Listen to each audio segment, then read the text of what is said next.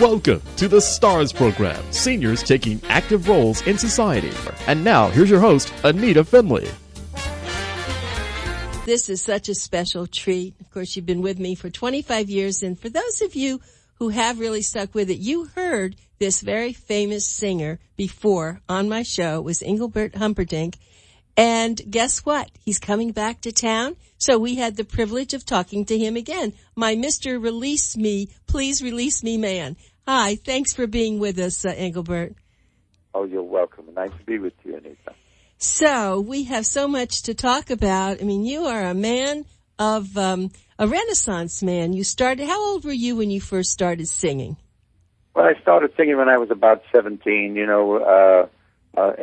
small clubs in my hometown in Leicester, and it was a kickstart for me and an apprenticeship that really served me well. I didn't get to get in the big time until I was about 28 years old, and then I got lucky with the wonderful song "Release Me" that stopped the Beatles from having their 13th number one and kept me in the number one spot for a number of weeks and in the charts for 56 weeks of the year, more than a year, and it was just wonderful. It was a wonderful time for me, and it gave me a big start in my career. Well, of course, you're so good looking, and when you stand there and with your great body and you sang that, I mean, that gave Elvis lots of competition. He sang it too, I think, didn't he? After you, wasn't that the song he sang, or maybe not? Am I imagining that? What's that?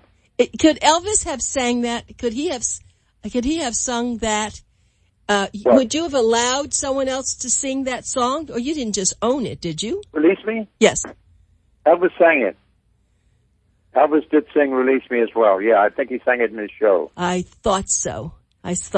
Who wrote that for you?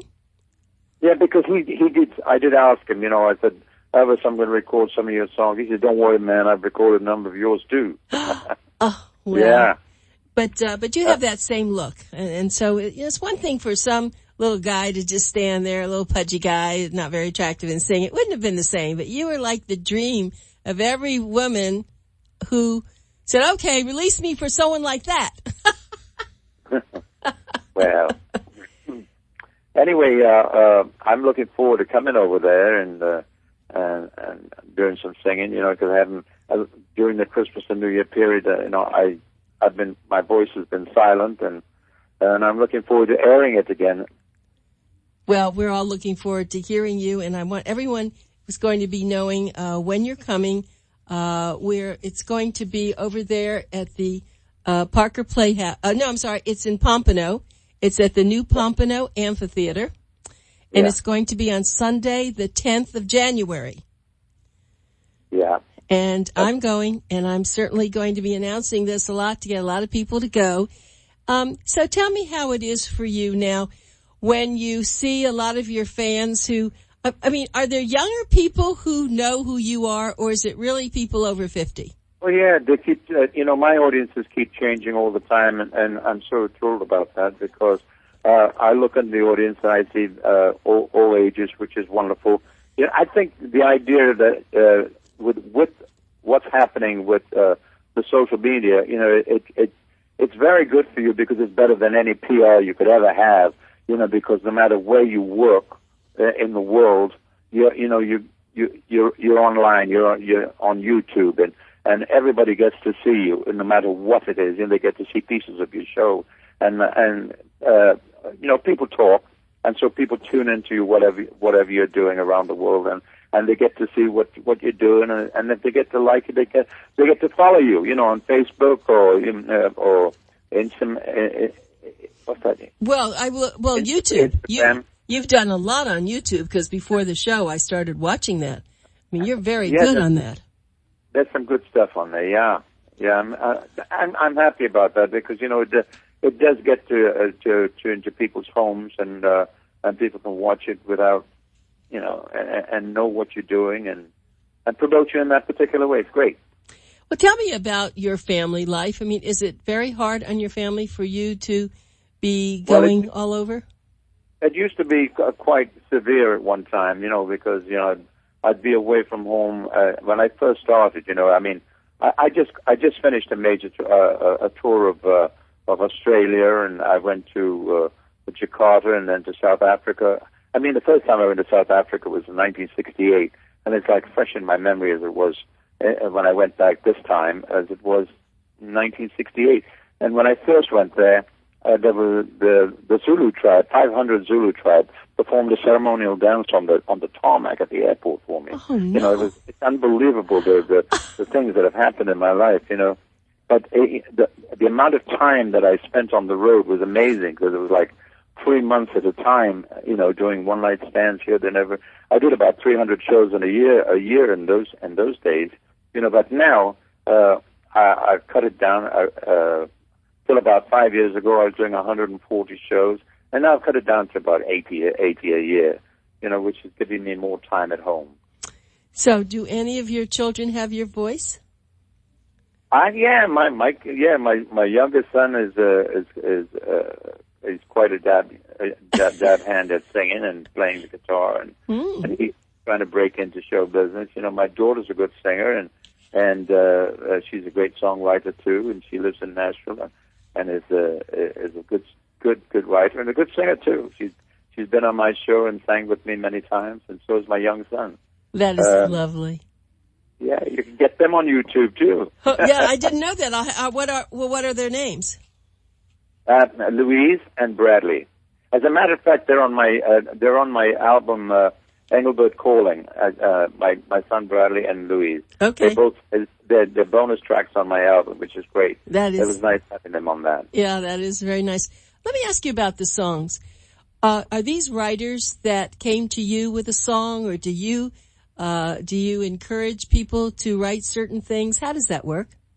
Which one? For my albums? Yeah, well, any of your songs. Let's start when you were just starting out. Where did those songs come from? When I first started out, I had no idea who to contact or whatever. I had a manager called Gordon Mills, who was quite a genius at in promoting new artists and things like that. And he was a genius at picking songs out, and he gave me my name, Engelbert Humperdinck, and he was the one who got great producers and he picked the songs out, and we went into the studios, and they happened to be great songs, and bingo, I was a overnight success, which took about 8 years. And one thing I noticed when I've heard you before, you have very, very good orchestras. That's really important, isn't it? What's that? Having a great orchestra to support you. Yeah, orchestras are great to have. I mean, I have my own band now, because it's more convenient. At one time you had to go and spend a couple of hours, with an orchestra, rehearsing an orchestra and one thing and another. But now it's easy. You take your own band. You're already rehearsed. All you do is a sound check, and make sure that your audience hears everything in the proper way, and you're ready to go. So you bring your own band when you come here? Always, yes. I did not know that. Oh, all right. Well, that's what makes it different. Yeah, that makes it much easier on you. Okay, so let's just, I know when I saw you before, you don't start with "Please Release Me." You start with other things because once you're going and then you hear those sounds, everyone starts screaming. Do they still do that? Oh, yes. Yeah. Thank God. It still happens. Yeah. It's wonderful. But, I keep my special songs, that in the show. You see, the act that I bring to places my act is trial and tested, and it's the songs that people want to hear, the ones I've recorded over the years, and they want to hear these particular songs, the ones that are standards in my show, and I sing them because they've been trial and tested, so I put them in the show, plus the new songs from the new albums, and I've got two new albums, Engelbert Calling and another country album called Runaway Country, and I'm promoting these two on this next tour. Oh, so you're going to be doing some country. Now, I think I can hear you doing that. Country is my roots. You know, I started off with country, but Release Me is a country song. And There Goes My Everything was a country song. And Am I That Easy to Forget was a country song. You know, and I started all those big hits were all country. Okay, now one thing, we haven't talked about After the Lovin'. That's a wonderful song. Yeah, that was a great song written by two guys called Alan Bernstein and Richie Adams. And they also wrote, what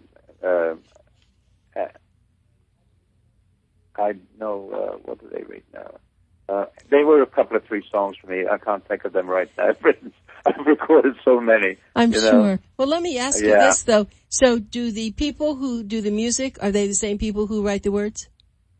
Excuse me? The people who are composing the music, are they they're the same people then who are writing the words, or they're two, as you said? One writes their words and music. Yeah. Uh-huh.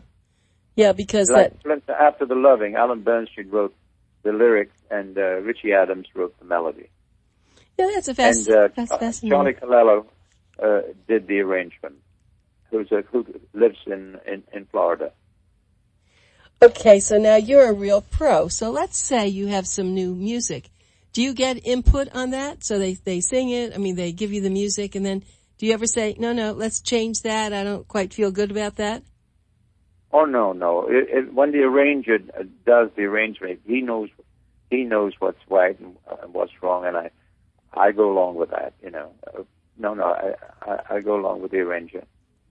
Okay, so have you ever thought about making a movie? I have made changes during a recording. Yes, I have. Yeah, I'm sure there's certain little, just some little tweaks. Have you thought about making a movie? You know what? I think being in show business, being a performer on stage is enough for me. You know, I would have loved to in my early years to have been in movies, but I think it's a little late for me to get into it right now. You know, I think in the early years I did get a lot of offers to go into movies, but Gordon Mills wanted me to be on the road because I was a money spinner at the time, and he didn't want me to sit in the studio and for 6 months or something, and so he just kept me on the road and put the scripts in a garbage can, which I thought was terrible. Oh, that's very funny, because I think you do have the talent, the look that would have been great in a movie. But listen, so you've done very well, so maybe that was the right thing for you. But let's talk a little bit about your where you came from. I know you came from India, right? From me? Did you come from India? You know, I think let's get. I just want to go back with you when you talked about being an actor. All right. I consider myself a thespian of song. Ah. And I believe that you have to you act your song out on stage, otherwise people don't get the total meaning of what you're trying to do. If you just stand there with a mic in your face, you're not really telling the story, But I do try to tell the story with body language and with eye expressions and etc. Yes, that is very, very true. I noticed that when you're singing. Recently, I was on a cruise, a theme cruise. It was for boomers. There were country western. There were all sorts of things. And have you done any of these theme cruises? Of the country? Of any of them. I was on, there are some very famous people. They get to go like 5-day cruises, which are themes, and people then get to, see all the performances, and there may be 10 performers. Has anyone, I think if you were ever on one of those themed cruises, it would sell out. A Millennium cruise? Well, yeah, it's a cruise that people go on for, 7 days, and they choose a lot of good singers and famous singers, and then you have your performances, and you can take your family. It's something, if you haven't done it, you might want to think about it. Have you been invited to do that? No, not really. I haven't. No, not really. I have done. No, I haven't. No, I haven't. The reason I mention that is because I know the people over at Time Life, and they're the ones putting on a lot of these cruises. In fact, I'm going on one of them in February, and I would certainly like to give them your name if you want me to see if they maybe would be interested, because they've been very successful at this. Oh, no, I haven't. No. Well, see, maybe that's something new I have to tell you about. Okay. Because they usually get 2,000 people on a cruise, and they sell the cruise based on the entertainers. Oh. No, I haven't, no. Okay. Like they have the blues cruise. I was on that also. There's one that comes out of California and then one from here. And they get a lot of the famous blues people, and people go back time after time. So, but you're so talented. I would think that would be exciting for people to be with you all the time. Yeah, well, I might get a little seasick. Okay, well, we don't want you to get seasick. Let's go about your early history. So, you were born were you born in India? Yes, I was, yes. And that's... My father was an army man, and I'm an army brat. Oh, I understand. So that's how that all happened. But then you lived most of your life in England, didn't you? That's right, yes. And I still have a home in England, and I go over occasionally, and it's lovely. I usually spend Christmas and New Year's in the UK, but this time I didn't go with the climate being so dreadful, as far as flying and things like that. And, so I decided not to do it this time. And of course, everyone asks you about why you took that name, even though it was suggested that you do that. And probably when you look back on it, it was smart, wasn't it? Because you are unique with that name. Well, yeah, I guess nobody else has it, and the guy that owned it at the beginning did not. He died in 1921, and he only had one hit. Of course, that was Hansel and Gretel. And but it was a smart move for me to take it. Gordon Mills was quite smart. He also gave Gilbert OSullivan. He gave him a composer's name, and of course he did very well as well, So with that name. Right. Now, one thing that when you perform, are you always alone? Have you ever had other singers, backup singers with you? Because I don't know that. I have two backup singers always on stage with me. I didn't realize that. Background vocals, yeah. I'm not alone. You could be, and people would like it. But so when you perform here now, you're going to be doing this for just one day. I don't remember. Is it just the 10th? I'm one day. I'm one show. Fly in and fly out. Wow. Well, so then you got to get it all there together one time. Well, we're certainly going to promote this a lot. And as a matter of fact, we're going to give away 2 tickets. I was asked that I told I could give that 2 tickets away, and that those people that won the 2 tickets get a chance to come back and shake your hand. I see. Okay, fine. I'd love to do that. Yeah, I know. You're one thing I have found out about you is you are very cordial. You seem humble. You don't seem to have let your celebrity get you. Rita, civility costs nothing. No, that's true. And we do know a lot of celebrities who do. They get too caught up with themselves. But it sounds like you've had a wonderful family life, and your kids are doing great in what you're doing. So, I wonder if you ever thought of what you could have done if you didn't do this. I mean, you kind of were young when you were thrown into this. Is this what you... I really don't know what it would be like if I hadn't got successful as being a singer. I wanted to be a musician, but I found that I wasn't really good enough. I used to play saxophone, but I really wasn't good enough as a saxophonist. And I couldn't have made it. I couldn't have made it as a saxophone player. I'm sure, but thank God. It's fate is fate, and my voice came out one day, and somebody said I was in a little club, And I got up and sang, and people came over and said, "Who's your agent?" And I said, "I don't have an agent. I'm not in show business." And Oh, that's how it all began. really? This is fate. This is destiny. Yeah. You know, it had to happen, and thank God it did. So, Engelbert, how do you take care of your voice? It's very difficult, you know, with all the pollution and things that go around in today's world. You know, you have to be careful. You have to worry about your voice. But I don't really, you know, do scales and things like that, like opera singers do and things. I never had a singing lesson in my life, and the only time I warm up is when I go and do my rehearsal, and I do a sound check. That's when I warm up, and then I take my shower, and I sort of warm it up in the shower because the steam warms up the pipes. And that's my sort of warm up till I do the show.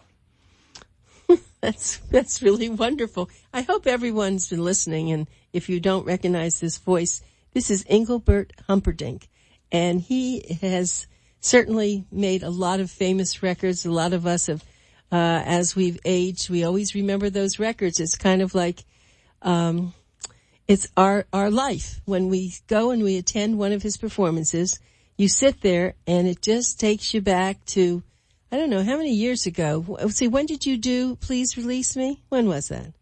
1967. 1967. I can't even believe that. That's over 50 years, isn't it? No, it's going on. Yeah.